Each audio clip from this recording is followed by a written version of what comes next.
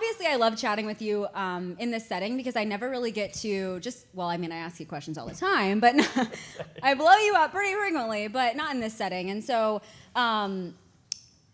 thinking back to, I asked the speakers earlier this, but when we're talking about vision for 2024, I know life has changed for you recently, and we'll get into that later, but what would you say your vision is for 2024 specifically with the business? How are things changing and evolving?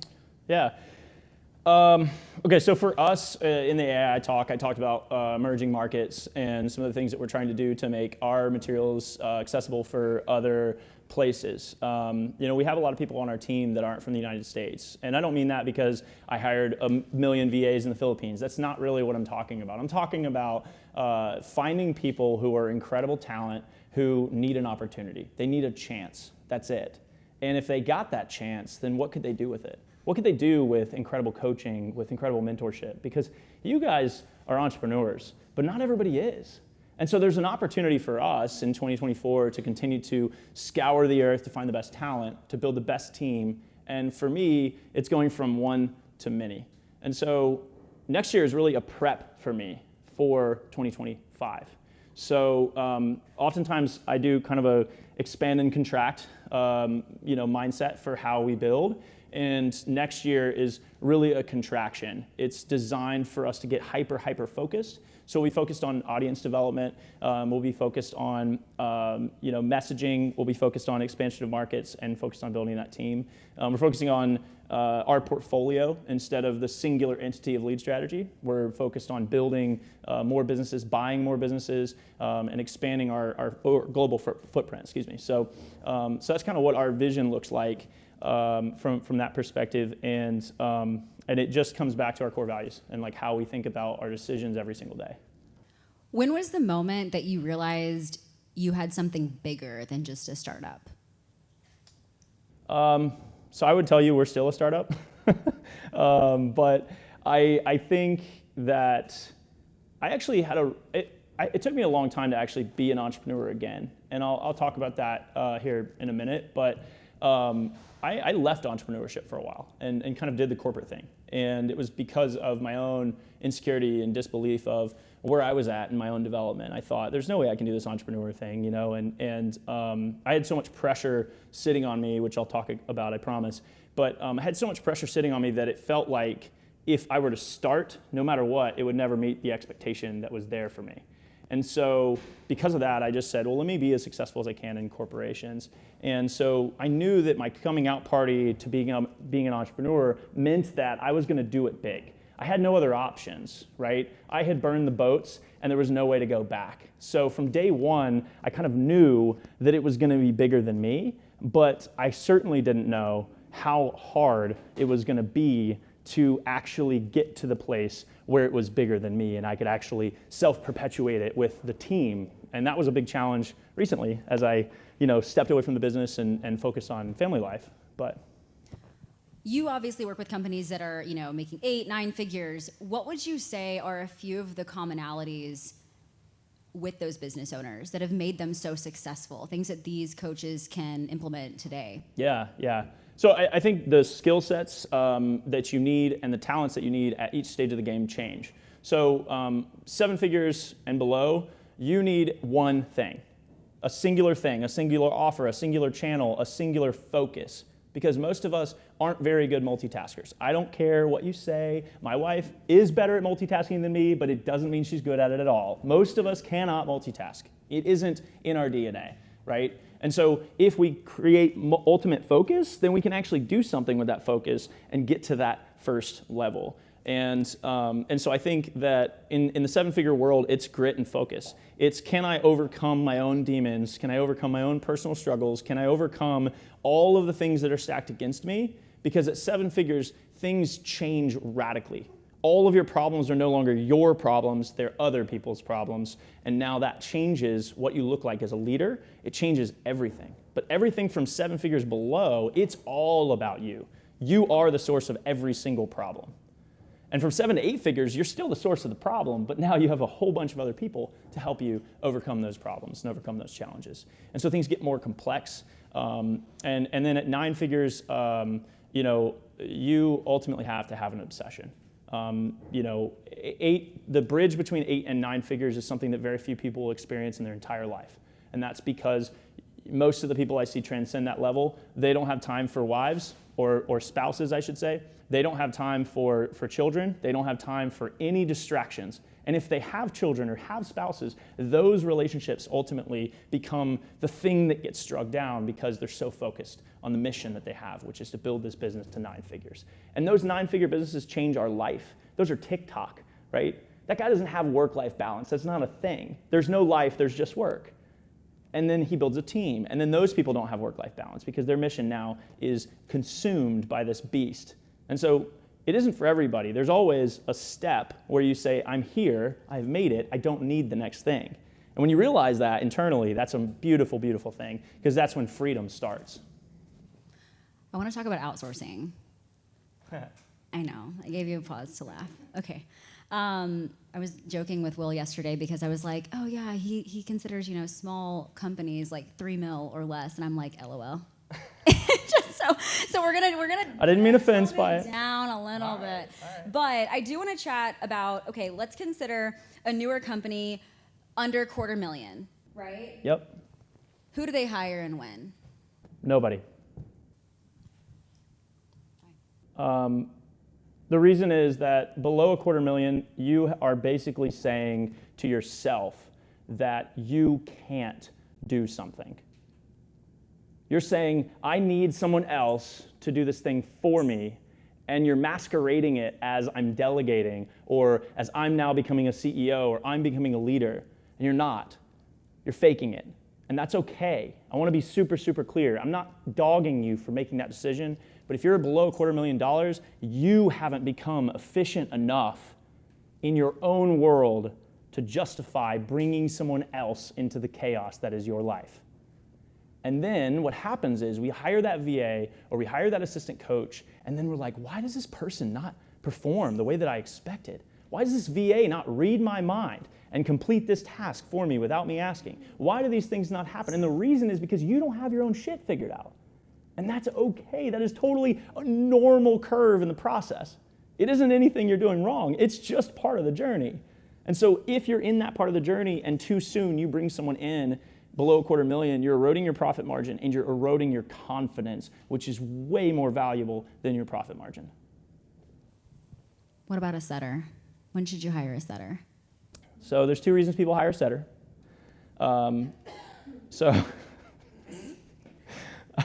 If I get too rude, y'all just let me know, okay? Just give me that feedback, you know what I mean? So yes, that's right. This is when you admit I'm a bully. So I think there's 2 reasons. I'll give you the very blunt answer, the very, very easy answer for when to hire a setter. When you have 400 leads a month, you hire a setter. 400 leads a month, okay? Because anything less than that, and you can't keep the setter busy. If you have 20 leads, why do you have a setter? What are they doing with all that extra time? Oh, you know what they're doing? They're having a side hustle, or they're working as a setter for 16 different companies. And guess who has a terrible experience on the other end of that setter's conversation? Because they're trying to represent you, and they're trying to represent you, and they're trying to represent you, all because they're trying to make their own life work. They're trying to figure it out for themselves, and you've brought them into your environment too soon, and now you've set them up for failure. So now you're wondering, why is my setter not performing? Why aren't they generating as many leads as I can? Well, that's because you brought them in too soon. You don't have the 400 leads that you need in order to justify the setter themselves. Now, I think setters are an incredible force multiplier for companies that need them. If you have 400 leads, go for it. But the very first thing that I would tell you is that everyone's progression looks different on paper. If I were to map all of my clients and I show you the revenue curve and I show you their performance curve of the entrepreneur behind that revenue, you will see completely different stories every single time. There is no one size fits all. And so in your particular situation, hiring a setter, you're now saying the most important function of my business, I'm willing to give up control of. I'm willing to let somebody else have it. And by doing so, you're saying, I don't want to develop the skill of setting. I don't want to go through the hard shit of setting, and so I'm going to give it up. And your tolerance for pain and discomfort will determine your future. I can tell you where your revenue is going to be based on your tolerance to the pain and discomfort of what you're doing. So the sooner you delegate that pain, that tells me maybe you're not cut out for this. Maybe you're just weak, and that's okay. We all start out at a certain level of strength and weakness. There's nothing wrong with that. But you get to decide next, what am I going to do with that? Am I going to wallow in it, or am I going to do something about it? This is what I deal with on a daily basis. That's why I am the way I am. I'm just kidding. But I cry when he buys ducks, so it's fine. We're gonna change the topic. So talking about personal life, I was gonna say work-life balance. That's not really what I mean. Obviously, you just had a baby. You've had to make some changes and prepare for that. There's lots of people in this room that will have cross-country moves, start families, get married, whatever. How do you manage all of that and still perform and prepare your business for those changes? Yeah. The first thing I would say is there's nothing more valuable than family. Some of us started out with really shitty family situations, and we get a choice as to how we change that moving forward. And so we call our friends our family. We create our own families with partners and children and all these things. But ultimately, your journey with family is going to be different than mine. And so the very first thing that I would say is family is the most important thing. All of this stuff about business and making money, that is cool, but it's secondary. It's secondary to a family, because your sense of belonging and your sense of freedom and your sense of happiness is not going to be because you hit a number in your Stripe account. That's never, ever going to be it. It's going to be because of the people you surround yourself with. And so to me, family means something different, because the people I hire to work in our business are family in a way. Not in a weird cultish way, but they're family, because we spend a ton of time together. And so I really, really deeply care about those people, every single one of them. And I really want to make sure that their career happens the way that it's supposed to. And so that brings me to why or how I prepped the business for me to disappear and have a child. And so the first thing that I did was I looked at the tasks that we were doing. Over time, we get these micro fractures, like we're running this marathon, right? And we get these micro fractures in our bones, and we don't address them. We keep going, we keep going, we keep going, because we're all survivors. That's what entrepreneurship looks like. But if we don't address those micro fractures over time, they become major fractures. And so the very first thing is I just did a gut check, and I said, what micro fractures do we have across the business? What processes are not working? What things do we need to address? What clients do I need to give extra love to before I leave? What do I need to do to manage that so that A, the team feels okay, B, the clients feel okay, and C, I feel okay? Because that feeling ultimately shapes our perception of the reality. So even if none of my clients leave in that time that I'm away, I will fear it or not, depending on my setup, depending on the preparation. And so almost every single time when we actually do the damn thing, like the baby was gonna come either way. Like I already did my part, and so it was gonna come here no matter what, okay? And so I had a time limit, right? And I didn't even get to control that time limit. As a type A person, you're trying to plan and you're like, hey, client, can I move this meeting? Hey, can I do that? You don't know. When the baby comes, the baby comes. Like it's on their time frame. And everything from here forward will be on their time frame. And so now I have a beautiful thing to give up control. And the way we give up control is we start to trust. Right? We start to trust that our clients aren't going to gaslight us or be rude to us or be, completely unhinged while we're gone. We trust that our team can handle it. And if you don't have a team yet, we trust that even if you have a dip in revenue, that doesn't define you. You can come back and you can do it differently. Now I'm just a dad every time I make $1. Before I was not a dad when I made $1. It didn't change. I'm still making the $1. I just have to do it slightly differently. What about the situation where I see this for newer businesses, like, the roster may not be totally full yet, right? And someone's kind of like, oh, you're always working, you're never spending time with me, right? How do you handle that dynamic? Yeah. In a relationship? Mm-hmm. So, you have to separate it. You have to separate it in two ways. So relationships are super tricky. And with that little bit of information, it's super hard for me to accurately tell you what to do. So I'm going to answer it on two sides. If you, in your relationship, have someone who is constantly saying, you're not spending time with me, you're not, seeing me, you're not loving me, you have to ask yourself the question, are they in a place of fact?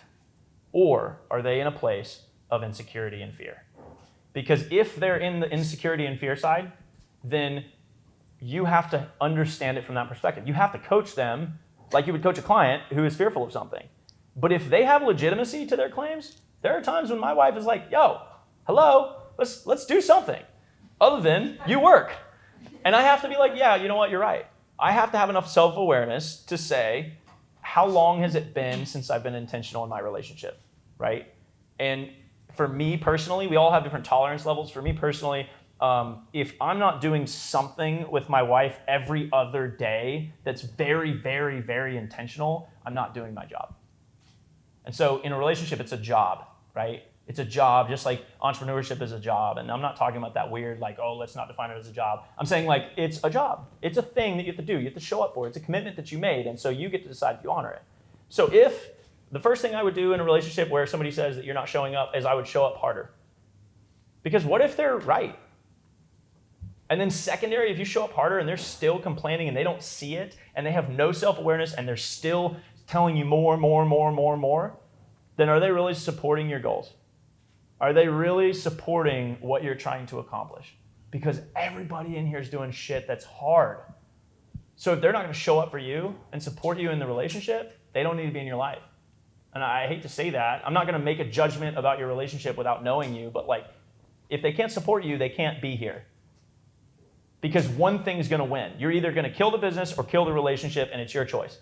And you're at a business conference, so you're obviously prioritizing that, right? So. Okay, switching topics. So standards are always changing in the industry, right? We talked about the functional space. They are velvet, yes. These are the new ones. You asked me yesterday. Okay, yeah. These are the ones I got for the sweet, conference. Yeah. So, did you sleep last night? You know what's funny? I think there's like a delayed reaction, you know? Oh, This yeah. is like You're the loopy hangover. today. Yeah, this Little is like loopy? the hangover. I'm Yeah. just like really just Woo! fluid right nice. now. Yeah. Cool. Sick. All right. I love that for you. That makes sense. Yeah. The pet. Okay, good.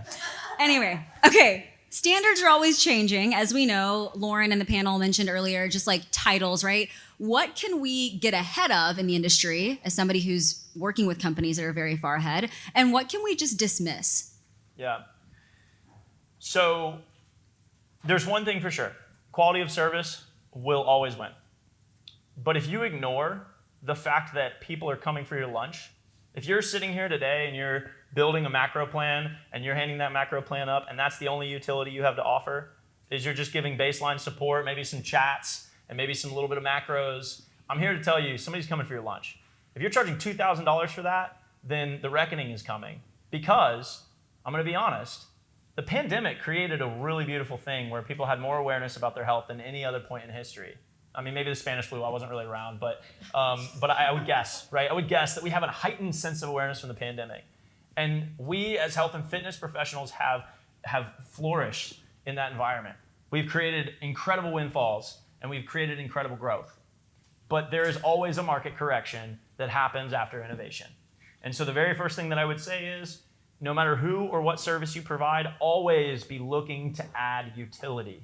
What will add more value to your client than you did the month before, the year before, the quarter before? As soon as we decide that we're going to autopilot our business, somebody used the term evergreen, and not to insult you, but nothing about business is autopilot or evergreen. There's no such thing. You honestly have to keep innovating, right? Jason might have a client for 4 years, but the client from 4 years ago is not the same client that he has 4 years later.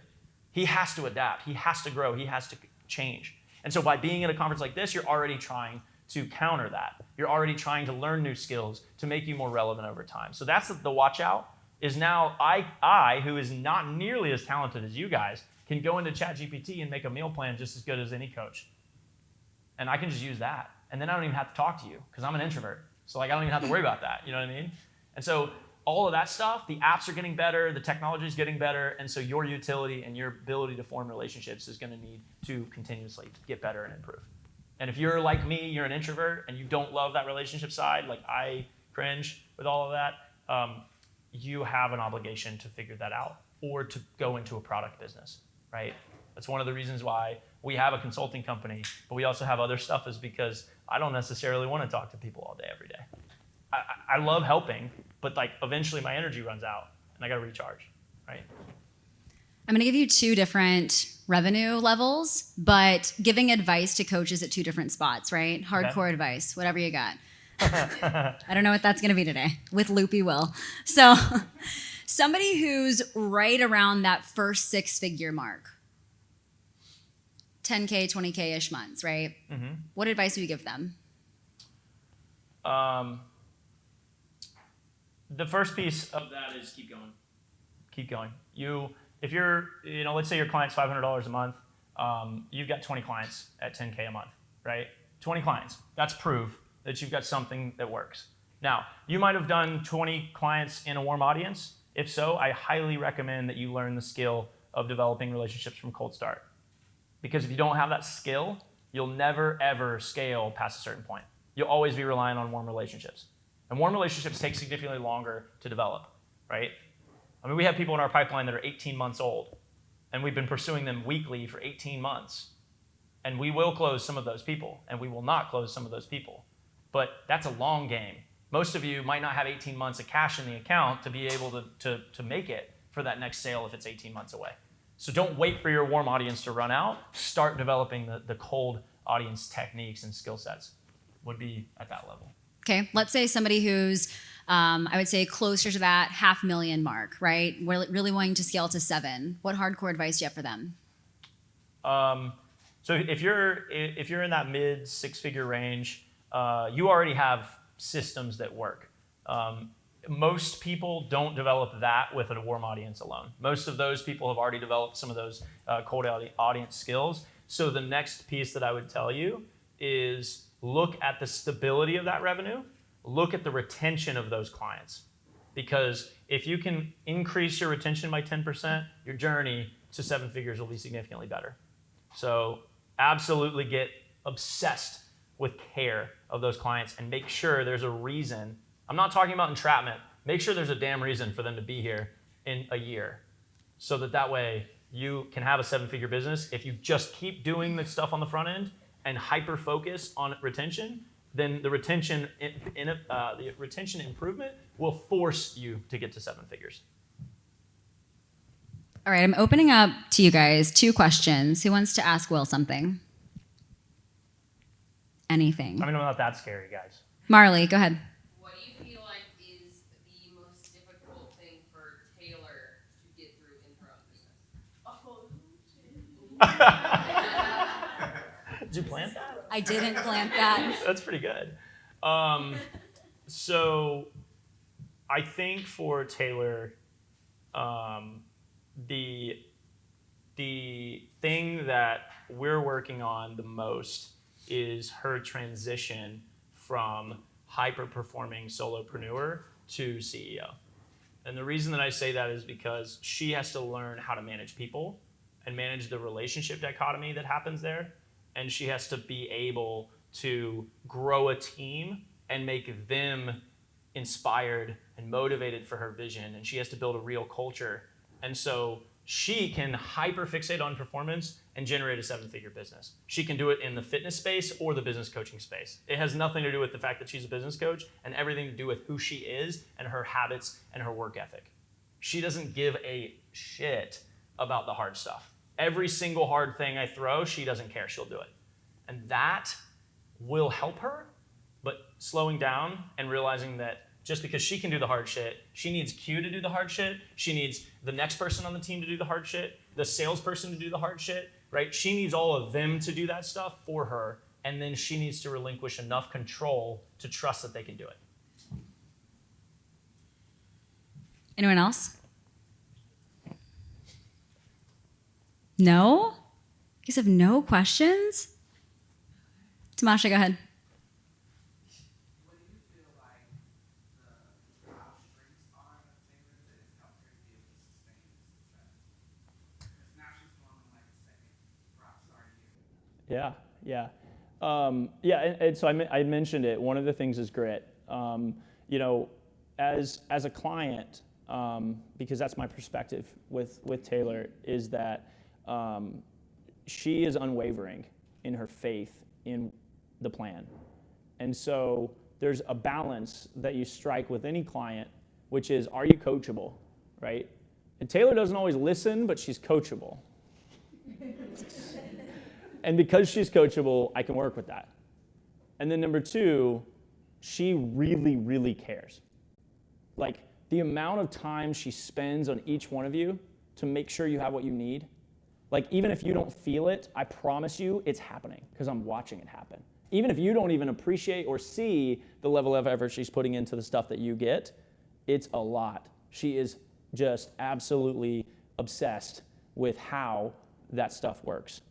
And she's constantly asking questions. Late at night, in the meetings, all the time.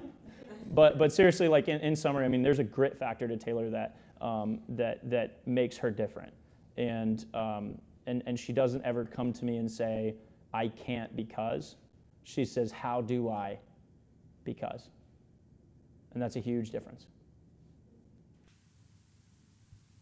Anyone else have a question about me?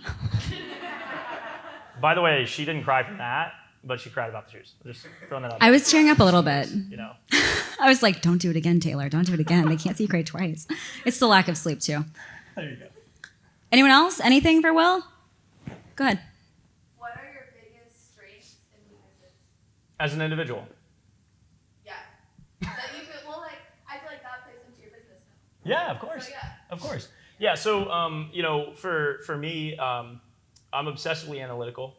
I get really, really detailed in the process of how things work. I love, above all else, solving problems. So, you know, that skill set of solving problems is something that I truly think I'm one of the best at. And so the approach of that and the way that I communicate that is a strength. Leadership to my team is a strength. However, I am super on the weakness side. I'm super ADD. That's why I pet her shoes. And I just can't help it. I mean, like, you would, if you had the opportunity, you might, right? But like at the end of the day, I get mega distracted. And so the constant threat to me, my team I'll jump into a meeting and I'm like, all right, pivot. And they're like, fuck, like, and then I have to kind of get brought back down to earth because I get really excited about an emerging opportunity and I want to chase after it, right? And sometimes my brain is working faster than my body. And it's a mega problem, right? It's one of my biggest flaws is I always am looking at what's next and a lot of times fail to appreciate what's actually right in front of me and is beautiful. So, yeah. Thank you for sharing that. Absolutely. Yeah. So earlier we were talking about like team members and you don't recommend bringing on anyone before that 250K mark. Yeah. And so my question is like, so I guess like for me, I have 2 kids, they're young. Yeah. And I don't Congratulations. Thank you. Yeah. Congratulations to you as well. Thanks. I don't even though sometimes I want to be able to work 50, 60 hours a week, like that's not where I'm at in life right now. Absolutely. And I want to be able to, you know, I don't want to sacrifice that time with my family, especially when my kids are so young. So what would be something that you would recommend for someone who doesn't have like, you know, all of the time in the world to be able to master all of those skills? Who would you recommend bringing on, you know, for a team like mine to still be able to scale my business if I still want that without like, I'm not saying I don't want to work. Obviously, I want to work, but to an extent. Yeah. I'm gonna say something like really maybe controversial or confusing, but would you have any difference in your focus if you lost your leg, one leg? In my focus on my business? Yeah. Maybe for a little bit while I was going through that shock, I guess. Yeah. I Yeah. don't know. Yeah. So that's At the an end of the day, I still gotta make money, so. right. You got to pay for like the prosthetic and all that stuff, right? So, the reason that I say that, right, and you were kind of sitting there and you were thinking like, wait a second, oh my gosh, what would I do if I lost my leg, right? And so in contrast to something that most of us would feel is something really, really hard to manage, losing a leg, your parallel or your opposite, your contrast to that is having a child, and in this case, multiple children. And so on one end, we have something that's incredibly devastating, and then on the other thing, we have something that's incredibly exciting. Now, having 2 kids, how does that change your focus in the business? It probably did when you had the child, but now that the children are here, how's your focus different? It's not a focus thing, it's a time thing. Yeah. You know, they go to Yeah. daycare or whatever, so I have from this time to this time. Absolutely. And then that's when I have to shut it off. Yeah. And then I will say, I don't work at night as much as I probably could just because I'm exhausted. Yeah. Yeah. You want time to unplug, so you like, throw on the TV and do a little bit of that, and then maybe you read a book. Can I or also maybe say you- Lindsay built a 6-figure business while having 2 kids, while working a full-time job and doing her business? And don't cry. I love you. I know. Heck I'm yeah. like, no, don't do it. Heck yeah. But you've only been away from the job for 3 weeks now? Yeah, I just went full time. Yeah. So Okay. she All has right. a little more time now, Okay. just so you know, Thank for you some context. context, yes. I love having added context so I don't turn into an asshole. So, no, seriously, so first off, as you started your question, in my brain, I was like, the only exception to hiring somebody is if you have a full-time job and you're doing this as a side hustle until you can make it. Because I hired people before I quit my job, I hired people because I needed to. There was no other way. And I knew that the income I was trying to replace was only gonna happen if I hired some people into the business to help me bridge, right? And so I did that. I broke my own rule there. And so the thing that I would tell you is, if you have 24 hours in a day, everybody says everybody has the same 24 hours. That's not true. Someone who's single has a completely different amount of time than somebody who has 2 kids, 5 kids, 10 kids. And so what you have to figure out is, how do you become miraculously efficient? I would get obsessed. I would detour whatever you're doing right this moment, and I would obsess over how to be massively efficient in the things that you're doing.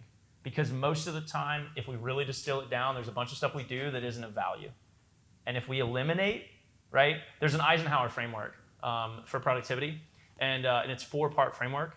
And so you can eliminate or you can delegate. And in your case, you're delegating, but I want you to really focus on that elimination piece and make sure that you have the maximum level of efficiency there before you decide that you can't because. Does that make sense? Yes. Cool. Yeah.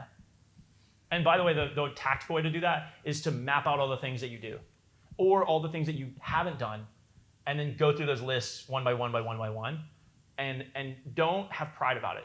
A lot of times when we like to do something, we say, that's valuable. Yep, totally valuable. And then we skip like bookkeeping.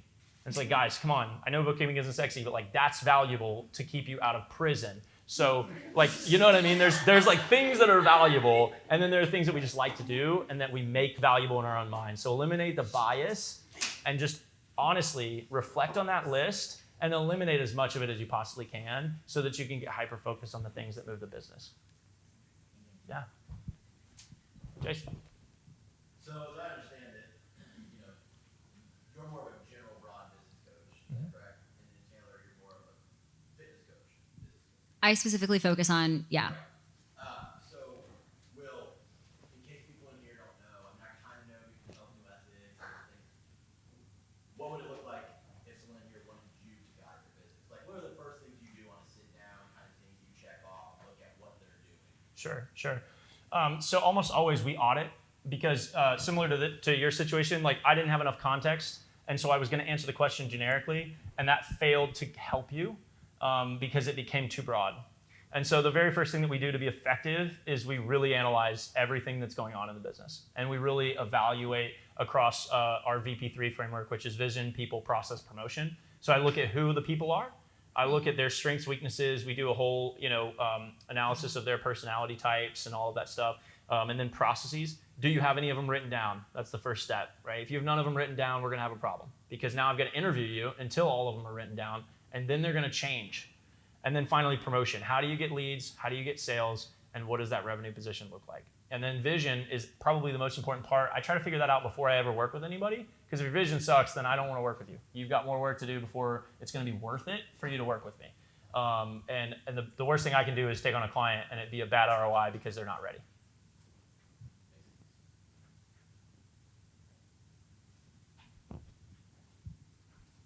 As you were scaling your business from moving out of your corporate job, what were the things that you actually did hire out to help you scale? Because I'm in a very similar position right now. Yeah. And I was like listening to you talk about like, oh, don't hire anyone past or like before 250. I'm like, I don't know how I can possibly Sure. do that with the amount of time that I have in a similar Yeah. position, Lindsay. But yeah, I want to know like what you specifically did in terms of hiring for that. Yeah. So in my corporate job, I had a team of 20. Okay. And then when I started the business, I had clients who effectively wanted to be able to call me whenever they could, and they wanted to have like full bore scaling support in their business. So before I answer the question, in your business and in your full-time role, where are you struggling in your business, the new business, the most right now? I think honestly, like task switching is really hard for me Yeah. because I feel like it's just like multitasking all the time. Um, so that kind of trickles into everything. I don't Yeah. know if that like kind of It makes does. sense, It but does. Yeah. So do you have a good support system, or do you feel kind of on an island? kind of on an island. Yeah. But like sometimes. Where do you live? I live in Jersey, Okay. What part of Jersey? Monmouth County. Okay. Yeah. Yeah. Yeah. I live. Anyways. Okay. So, so see, this is like butterfly. But you know, one of the first things I would say is, you know, a support system will give you the energy to be able to do superhuman things, because that bridge. I'm going to talk about that bridge because it's a series of my life when burnout happened. I was working 90 plus hours a week managing both. Yeah. And that's where you're at. And how long can you realistically sustain it without a total meltdown? So here's what I did. I hired an assistant for me to take all the medial tasks off my plate. Everything in my life was handled by somebody else. Like all my personal stuff, delegated, completely delegated, so that my brain, who has the most context and the most awareness of what's going on, could focus on the businesses, right? Because this business can't fail because there's 20 people who are relying on me for their career. And all of those clients and all of that work, I have to perform here. Otherwise, it's unethical, right? Because see, eventually this business grows, and now you get to an ethics problem, right? Because now you're dishonest over here because of how much effort you're putting in over here. And so the thing that helped me, because I don't sleep at night if I'm being dishonest. I just don't. So I time tracked. I made sure that I was giving a fair allocation over here and a fair allocation over here, right? So I hired an assistant. So all my travel bookings, all my food, everything was delegated out and managed. Okay, and then the next thing I hired was basically an equivalent of an AC. I hired an account manager. And those two roles were ultimately what allowed me to jump. Now, the other thing was I extended all of the contract lengths of my clients to give me security when I was about to make the jump.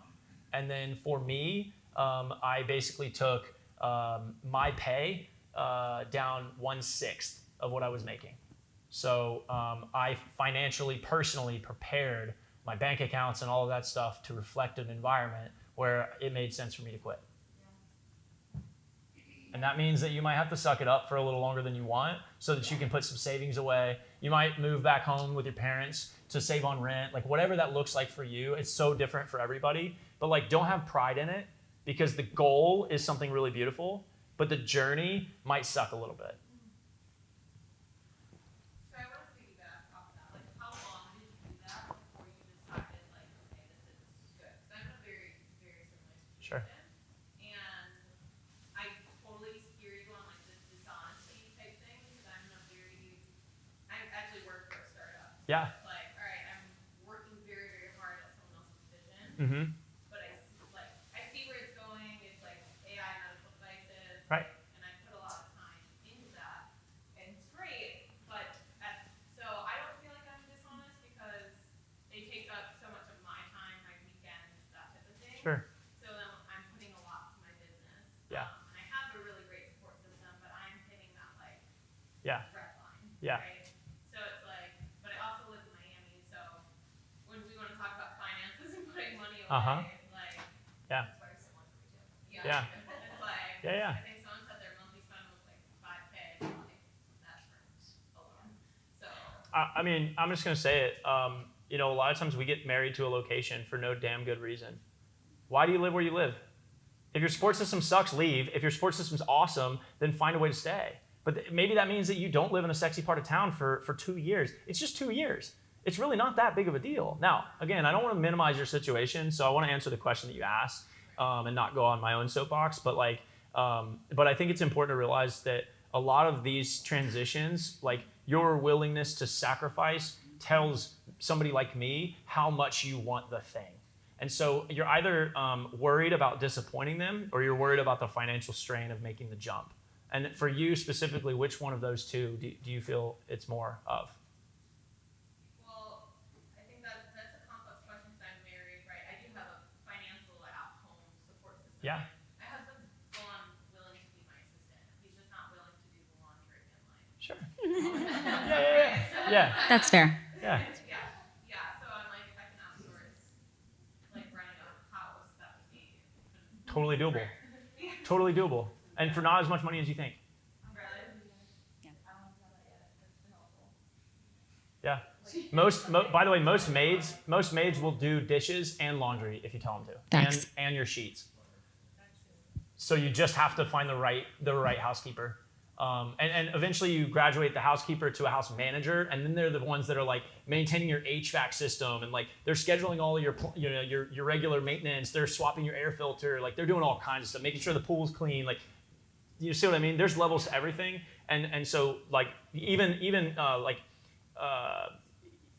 Miami's going to be expensive, but you probably don't have like a crazy, because you're in Miami, you probably don't have some crazy footprint of like square footage. And so the smaller the square footage, then that's even less work for them, and you can just literally outsource all of that. It's just a conversation with you and your husband to say, do we want to spend money on that instead of that fancy sushi restaurant on Friday night? Well, I just speak down for it. I'm the one who's more like, Really, Yeah. I can do this all. Yeah, but you can't, right? Because that's kind of like what you're saying. So, I'm exhausted. yeah. So like let yourself give that up, right? Because it's just not serving you. And as far as how long I did it for 16 months, and there were periods of time where I was sleeping like 4 hours a night and just grinding myself into oblivion. And I think there were permanent repercussions to that. It's been, I don't know, 3 years or something, and I still feel like my level of grind is not like that moment where I was willing to do that. Now I'm just not willing to do that. Like there's no point, because I'm not going to be able to serve anybody if I'm ground into oblivion. But it was scary as shit when I made the jump, because the money part is super, super scary. It's super scary. But like at the end of the day, you have to ask yourself, I'm starting a business for a reason. Do I have faith that my business will work? Do I have faith in myself that I'm willing to do whatever it takes to make the business work, right? And so fortunately, you guys are in the same situation, but with a completely different support structure, which means the way you make the decision is going to be different. But both of you are going to do this thing. You're going to make it. You just have to believe. Thank you for that faith in me. Absolutely. I have no doubt.